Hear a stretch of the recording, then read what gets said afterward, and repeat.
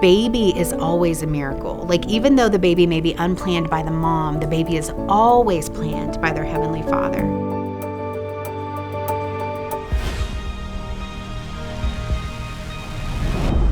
I had an unplanned pregnancy when I was 19, and I grew up in church and went to a Christian private school, but I didn't really have a relationship with the Lord.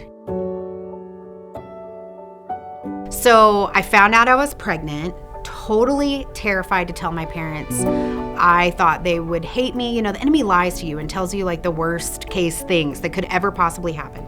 You know, I thought I'd be homeless, that my parents were gonna kick me out, and that my life was over, my dreams were over, all of those things.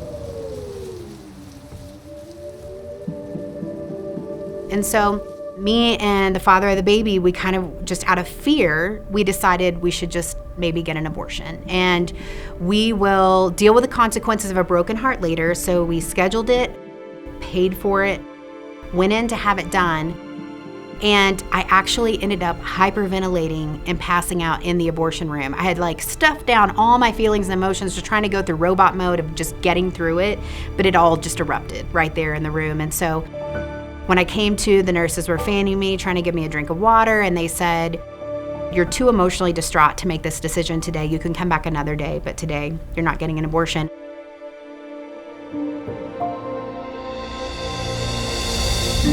I went back out in the waiting room and told my baby daddy, I told him we're still pregnant, and he could see my face was swollen from crying so much. And so we were just like, okay.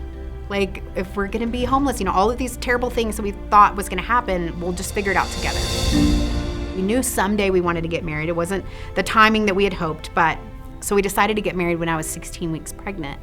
And we asked the man that had led my husband to the Lord years before, a pastor, we asked him if he would marry us. And he said, "No, I'm sorry, I will not marry you because you've sinned and I can't bless this marriage."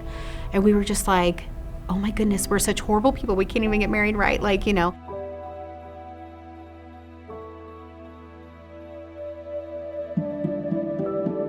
And so then we could have this beautiful wedding, but it was like a scarlet letter, like just so much shame and all of that. And then we tried to go back to church, and it's like the elephant in the room. People don't know whether to say congratulations or I'm sorry. So they don't say anything, and you just feel alone in a crowd of people. And so we just stopped going.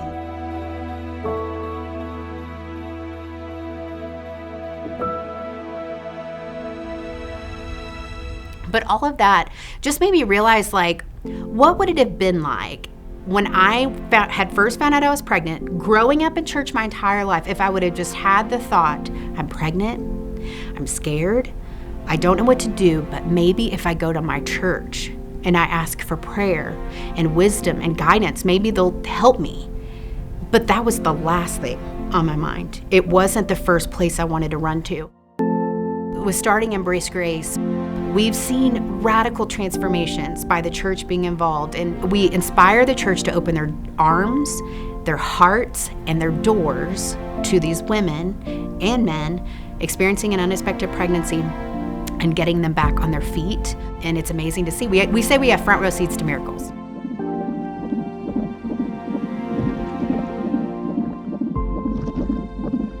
We see the need that the church has got to be more involved in this, that we have to be known more for what we're for than what we're against.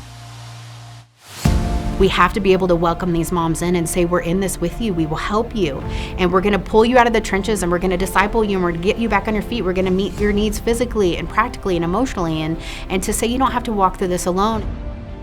Sometimes churches were like, well, we don't have pregnant people in our church. Then go find them.